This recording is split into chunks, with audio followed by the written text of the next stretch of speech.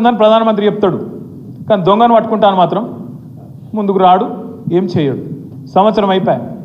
రేవంత్ రెడ్డి గారు ఆయన బామ్మర్దికి కేంద్ర ప్రభుత్వ పథకం ఒకటి ఉంటుంది, అమృత్ అని. ఆ అమృత్ అనే పథకంలో బామ్మర్ది కంపెనీకు అర్హత లేకపోయినా, క్వాలిఫికేషన్ లేకపోయినా 1137 కోట్ల కాంట్రాక్ట్ ఇచ్చిండు ఆయన బామ్మర్ది సుజన్ రెడ్డి అని. ఇస్తే నేను ఢిల్లీ దాకా పోయి షికాయత్ చేసిన, ఇది ఇంత అరాచకం చేస్తున్నాడు రేవంత్ రెడ్డి, బామ్మర్ది కంపెనీ కాబట్టి ఆయనతో అప్పనంగా అత్త సొమ్ము అల్లుడు దానం చేసినట్టు ఆయనతో ఇచ్చేసిండు, ఇంత అన్యాయం చేస్తాడు, దీని మీద యాక్షన్ తీసుకోండి అని చెప్పి కేంద్ర మంత్రి ఖట్టర్ గారికి చెప్పొచ్చిన. చెప్పి కూడా 6 నెలలు ఏమైనా యాక్షన్ ఉందా? ఉండదు. అట్లాగే తెలంగాణ రెవెన్యూ మంత్రి శ్రీనివాస్ రెడ్డి, ఆయన ఇంటి మీద ఈడీ దాడి అవుతుంది, ఈడీ దాడి అవుతుంది. దాడి అయ్యి కూడా ఇప్పుడు దగ్గర 6 నెలలు. అటు ఈడీ ఓడు నోరు తెరుస్తలేడు, ఇటు ఈయన నోరు తెరుస్తలేడు. ఏమైంది రాబాయ్, ఏమైనా దొరికిందా అంటే ఆయన చెప్పాడు, ఈయన చెప్పాడు, ఇద్దరు చెప్పారు. అంటే ఎంత దగ్గర సంబంధం చూడండి. ఆఖరికి నిన్నగాక మొన్న సోనియా గాంధీ గారి మీద, రాహుల్ గాంధీ గారి మీద ఈడీ వాళ్ళు ఛార్జ్ షీట్ వేసారు. నేషనల్ హెరాల్డ్ అని ఏదో స్కామ్ అయింది 2000 కోట్లు అని చెప్పి 2-3 రోజుల కిందట ఛార్జ్ షీట్ వేసారు. దేశంలో ఉన్న కాంగ్రెస్ వాళ్ళందరూ లొల్లి పెట్టారు. పాప మా మహేష్ గౌడ్, అంజన్ యాదవ్, విఎన్ మంత్రావు సాబ్ వీళ్ళందరూ పోయి ఈడీ ఆఫీస్ ముంగట పడ్డారు, ధర్నా చేసారు, లొల్లి పెట్టారు, తిట్టిరు. వాళ్ళిద్దరైతే గలీజ్ తిట్లు కూడా తిట్టిరు. కానీ రేవంత్ రెడ్డి గారు మాత్రం ఇప్పటికి 5-6 రోజులే, కుయ్యి లేదు, కాయి లేదు, సడీ లేదు, సప్పుడు లేదు. ఏది రాహుల్ గాంధీని, సోనియా గాంధీ మీద కేసు పెడితే కూడా కేంద్ర ప్రభుత్వం రేవంత్ రెడ్డి మాత్రం ఉష్ గప్ చూపు అంటుండు తప్ప మాట్లాడతలేడు. ఎందుకు? ఏం అర్థం చేసుకోవాలి మరి మనం దీన్ని? రాబోయే రోజుల్లో జరగబోయే రాజకీయం గురించి ఇది ఒక సంకేతమా? 2 పార్టీలు ఒకటై ఒకరినొకడు కాపాడుకుంటూ బీఆర్ఎస్ను ఖతం చేసి మళ్ళీ మనం చూసుకుందామనే ఒక దానికి ఒక ఆలోచన. ఈ తెలంగాణ సమాజం కూడా జాగ్రత్తగా ఆలోచించాలి. ఎందుకు వీళ్ళిద్దరికి అంత కోపం? గులాబీ జెండా అంటే ఏం తప్పు చేసింది గులాబీ జెండా? తెలంగాణ తెచ్చుడు తప్పైందా? తెలంగాణను అగ్రభాగాన్ని నిలబెట్టుడు తప్పైందా కేసీఆర్ గారు? తెలంగాణలో జిల్లాకు ఒక మెడికల్ కాలేజ్ పెట్టుడు తప్పైందా? ప్రతి ఊరును బాగు చేసుడు, ఇంతకుముందు నరోత్తం రెడ్డి చెప్పినట్టు ప్రతి ఊరును బాగు చేయాలని చెప్పి జాతీయ స్థాయిలో 30% పంచాయతీ అవార్డులు గెలుచుకునే స్థాయికి తెలంగాణ తీసుకుపోవడం తప్పైందా? ఇంటింటికి నల్లా పెట్టి దేశానికి ఆదర్శంగా నిలబడడం తప్పైందా? మిషన్ కాకతీయ పెట్టి అన్ని చెర్లను బాగా చేసుడు తప్పైందా? ఏం తప్పు చేసిండు కేసీఆర్ గారు? రైతు బంధు తెచ్చి భారతదేశంలో PM కిసాన్ అని ప్రధానమంత్రి నరేంద్ర మోడీ పెట్టేందుకు ప్రేరణగా నిలిచినట్టు తప్పైందా? ఏం తప్పైంది? యాదాద్రి గుడిగట్టుడు తప్పైందా? లేదా మా అక్క నాయకత్వంలో మన ఊరు మన బడి అని పెట్టి దాదాపు 26,000 పాఠశాలలు, ప్రభుత్వ పాఠశాలలను 3 దశల్లో మంచిగా చేయాలని ఆలోచన చేసుడు తప్ప, తెలంగాణలో పచ్చదనం పెంచుడు తప్ప, నీళ్ళను పెంచుడు తప్ప, భూముల ధరలు పెరుగుడు తప్ప, తెలంగాణలో ప్రతి ఇండస్ట్రీ బాగుపడుడు తప్ప ఏంది మనం చేసిన తప్పు? ఎందుకు ఎన్నుకోవాలి? ఎందుకు కథం కావాలి బీఆర్ఎస్? అందుకే మీతో రిక్వెస్ట్ చేసేది, ప్రార్థించేది, ఈ పార్టీ ఇంకో 25 ఏళ్ళు, ఇంకో 50 ఏళ్ళు గట్టిగా ఉండు అనేది, మంచిగా ఉండు అనేది. అధికారం ఎవరికి శాశ్వతం కాదు. అప్పుడప్పుడు అధికారంలో ఉంటాం కావచ్చు, అప్పుడప్పుడు ప్రతిపక్షంలో ఉంటాం కావచ్చు. ఎట్లున్నా ఈ గులాబీ జెండానే తెలంగాణకు శ్రీరామ రక్ష. ఇది మనం మర్చిపోవద్దు. ఈ గులాబీ జెండానే తెలంగాణకు గుండె ధైర్యం. ఇది ఉన్నంతకాలం తెలంగాణ గలం విప్పుతూనే ఉంటుంది, గలం విప్పుతూనే ఉంటుందని నేను ఉత్తగానే అంటలేను. మూసీ అని చెప్పి మూసీలో మీ రాజేంద్రనగర్ నియోజకవర్గంలోని హైదర్ షా కోట్లో పక్కనే బౌద్ధపురాలో కిషన్ బాగ్లో ఇష్టం వచ్చినట్టు అరాచకం చేస్తుంటే అడ్డుకున్నది ఈ గులాబీ జెండానే, మర్చిపోవద్దు. హైడ్రా పేరు మీద పేద ప్రజల గుండెలు ఆగిపోతుంటే, ఆ దౌర్జన్యాలు ఇష్టం వచ్చినట్టు కొనసాగుతుంటే అటు కోర్టుకు పోయింది, ఇటు నిలదీసింది, ప్రభుత్వాన్ని కడిగేసింది అసెంబ్లీలో. ఇదే గులాబీ జెండా, మర్చిపోవద్దు.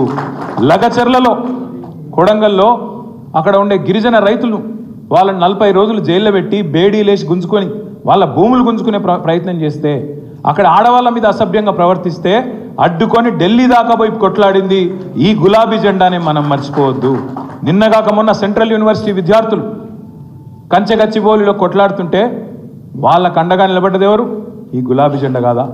అందుకే నేను అనేది, ప్రజలకు ఏ కష్టం వచ్చినా ఆనాడు ఉద్యమంలో, తర్వాత అధికారంలో, ఈరోజు ప్రతిపక్షంలో నిలబడ్డది, నిల్చునేది ఈ గులాబీ జెండా. అందుకే ఖచ్చితంగా ఈ గులాబీ జెండానే తెలంగాణ గుండె ధైర్యం అనే మాట మళ్ళొక్కసారి మీకు గుర్తు చేస్తూ, 27 నాడు తమ్ముడు కార్తిక్ రెడ్డి గారు చెప్తా ఉన్నారు, సోదరులు అనంత్ రెడ్డి గారు, కృష్ణారెడ్డి గారు కూడా చెప్తా ఉండే ఇప్పుడు, అన్న మరి పెద్ద ఎత్తున వస్తున్నామని చెప్పిండ్రు. కానీ పెద్ద ఎత్తున వచ్చారంటే మీరు దయచేసి ఒక రిక్వెస్ట్, హైదరాబాద్లో మీద ఒక బదనాం ఉంది మన మీద. ఏంటంటే మనం కొద్దిగా హైదరాబాద్ రంగారెడ్డి కరెక్టే అక్క మీరు చెప్పేది. అంటే రాజేంద్ర నగర్ మళ్ళీ ఇటే కదక్క, అయితే రంగారెడ్డి సరే ఓకే. హైదరాబాద్ అంటే మనం హైదరాబాద్లో కలిసిపోయినట్టు అయిపోయినాం కదా. కాబట్టి నేను ఏమంటున్నా అంటే జర వీళ్ళు టైంకు రారనే బదనాం అవుతున్నది మన మీద. టైంకు రారు, వస్తే కూడా మళ్ళీ ఎక్కువసేపు కూర్చోరు. ఒకళ్ళు అటు ఫోన్ పట్టుకొని అటు విక్తారు, ఒకళ్ళు ఇటు ఫోన్ పట్టుకొని ఇటు విక్తారు. కొద్దిగా బిజీగా ఉంటారు వీళ్ళనే బదనాం అవుతున్నది. కాలు ఆగదు మనకే. నేను వేరే ఉద్దేశంతో అంటలేదు. దయచేసి నేను మిమ్మల్ని కోరేది ఏంటంటే ఇది నా ఇంట్లో పండుగనో మీ ఇంట్లో పండుగనో కాదు, మనందరి ఇళ్ళల్లో పండుగ. ఇది మనందరి కుటుంబమైన ఈ పార్టీ యొక్క 25వ వార్షికోత్సవం. ఖచ్చితంగా దీన్ని అద్భుతంగా చేసుకోవాల్సిన బాధ్యత మన మీద ఉంది. 3-4 పనులు మనం చేసుకోవాలి. ఇంకా వారం రోజులు టైం ఉంది. సరిగ్గా ఇవాళ 20 తారీఖు, మనది 27 తారీఖు రోజు ఉన్నది. మీ అందరితో వచ్చే సండే మీ అందరితో ప్రార్థన ఏంటంటే మొట్టమొదలు మీరు చేవెళ్ళలో రాజేంద్ర నగర్లో మీరు బాగా హుషారు కావాలి. ఎందుకంటే 2 నియోజకవర్గాల్లో కూడా ఉప ఎన్నికలు ముమ్మాటికి వస్తాయి. 2 కూడా మళ్ళీ గుద్ది గెలవాలి అంటున్నా. గుద్ది గెలవాలంటే ఇక మళ్ళీ దిమ్మ తిరగాలి కాంగ్రెస్ పార్టీ, ఆ స్థాయిలో గెలవాలి. నెంబర్ 1. అది జరగాలంటే ఏం చేయాలి? మరి ఎక్కడెక్కడనైతే బస్తీలలో జెండా దిమ్మలు ఉన్నాయో, ఊళ్ళలో జెండా దిమ్మలు ఉన్నాయో ఉన్న వాటికి మంచిగా రంగు వేసుకోవాలి, మళ్ళీ పింక్ పెయింట్ పూసుకోవాలి, మంచిగా పేరు రాసుకోవాలి, కేసీఆర్ జిందాబాద్ జై తెలంగాణ అని చెప్పి మంచిగా బందోబస్తుగా ఇంట్లో పండుగకు సిద్ధంగా బోనాల పండుగకు, బతుకమ్మ పండుగకు, దసరా పండుగకు చేసుకోమంతా మంచిగా ఇల్లు చదువుకోవాలి, మంతా ఇల్లు ఉడుచుకోవాలి, సున్నాలు వేసుకోవాలి. సున్నాలు వేసుకుంటే వాళ్ళు ఇప్పుడు ఎల్లమ్మ పండుగ ఉందనుకో చేసుకోరా. అట్లాగే ఇది మన ఊళ్ళో పండుగ లేక మన పండుగ, మన పార్టీ పండుగ. కాబట్టి జెండా దిమ్మెలు ఉన్న వాటిని బందోబస్తుగా చేసుకోవాలి. దయచేసి నేను పెద్దలందరినీ కోరుతున్నాను, ఏ ఊరు కావురు నరసింహారెడ్డి గారు బాధ్యత తీసుకోండి, బ్రహ్మాండంగా చేసుకుందాం. దబ్బన లేదనుకో ఆన్నో ఇన్నో జెండా దిమ్మె కట్టుకోవాలి. ఎందుకంటే కొన్నిసార్లు ఊర్లు పెరిగినాయి, కొన్ని బస్తీలు పెరిగినాయి, పక్క కాలనీలు వచ్చినాయి, ఆడ కట్టుకోవాలి. కొత్త దిమ్మె కట్టాలి. కట్టుకొని వారం రోజులు ఇంత తిప్పి కొడితే మంచి గుంపు మేస్త్రి దొరికితే, అరే ఇక గుంపు మేస్త్రి అంటే ఎట్లా మీరు? అరే నేను రేవంత్ రెడ్డిని అంటలేను, మామూలు మేస్త్రి అంట. అరే మీరు మర్చిపోతురు. ఆ గుంపు మేస్త్రి ఏమో కూలగొట్టేటోడు, నేను మాట్లాడేటోడేమో కట్టేటోడు. ఆయన కూలగొట్టుడు తప్ప కట్టుడు రాదు ఆయనకి. అందుకే నేను మిమ్మల్ని అడిగేది, మంచోళ్ళని పట్టుకొని కొత్త దిమ్మెలు కట్టుండ్రి.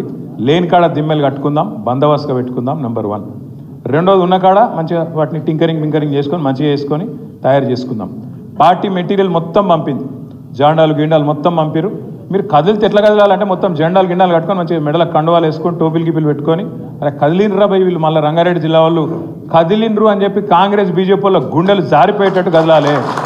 మీ బస్సులకు ఇప్పుడు మొత్తం తెలంగాణలోనే రిచెస్ట్ జిల్లా ఏది? మరి మీ కాడ కార్లు ఏం తక్కువ లేవు నాకు తెలుసు. కానీ మరి పార్టీ దూరం అవుతుంది కదా అని చెప్పి బస్సులు పార్టీ ఇంతజాం చేసింది. ఈ కార్లు రాన్రి, కానీ మీరు పెద్ద నాయకులందరూ బస్సులనే రావాలి. ఒక్కరోజు కష్టపడాలి. కార్తిక్ రెడ్డి గారు నేను కోరుతున్నా, ఆయన కూడా బస్సులనే రావాలి. గట్టిగా సభలు కొట్టారు.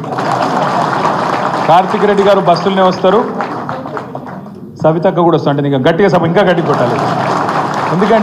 ఎందుకంటే నాయకుడు అనేటోడు ముంగటపడి మనం లీడ్ చేయాలి. ఖచ్చితంగా మనం బస్సు ఎక్కితే మనం కూడా అందరు ఎక్కుతారు. లేకపోతే ఏమవుతుంది? ఎవరి కార్లో వాళ్ళు కూర్చుంటారు, అరే రండి భయ అని చెప్పి మీరు బయలుదేరిననుకో ఆ బస్సు అటుకెళ్ళటే విక్తుంది. ఆ బస్సులో 10 మంది 5 మంది ఎక్కి ఆయన మధ్యలో దిగి మధ్యలోకి వెళ్ళిపోతారు. మీకు తెలుసు, నాకు తెలుసు. 25 ఏళ్ళ గామాత్రం అనుభవం వస్తుంది కదా, వచ్చింది. అందుకే దయచేసి మిమ్మల్ని కోరేది, ముందే మన మీద బద్నాం ఉంది, కాలాగదని ముందే మన మీద బద్నాం ఉంది. వీళ్ళు చివరి దాకా ఉండరండి. మరి ఉంటామా? చేసుకుందామా? పక్కా చేద్దామా? మీ టార్గెట్లు సబితక్క, తర్వాత కార్తీకు, తర్వాత అనంతన్న, కృష్ణన్న అందరు మీకు వచ్చి కూర్చొని చెప్తారు. మీరు దయచేసి కూర్చొని మంచిగా ఎక్కడోళ్ళక్కడ ఇప్పటి నుంచి ప్లాన్ చేసుకోరు. దిమ్మెలు, బంటింగ్లు కట్టుడు, బ్రహ్మాండంగా పోస్టర్లు, వాల్ రైటింగ్లు. ఇక ఇంట్లో పండుగ అన్నప్పుడు ఏమేమి చెప్తామో అవన్నీ చేయాలి. దానికి మీరు చిన్నపిల్లలు కాదు, నేను మళ్ళీ మీకు బొట్టు పెట్టి చెప్పే అక్కర లేదు, పక్కా చేయాలి. రెండవది, మా పద్మారావు సాబ్ ఉంటాడు, మా చిచ్చా, ఎవరు సికింద్రాబాద్ ఎమ్మెల్యే సాబ్. ఇక హైదరాబాద్లో ఎట్లుంటారో మీకు తెలుసుగా. ఇదివరకు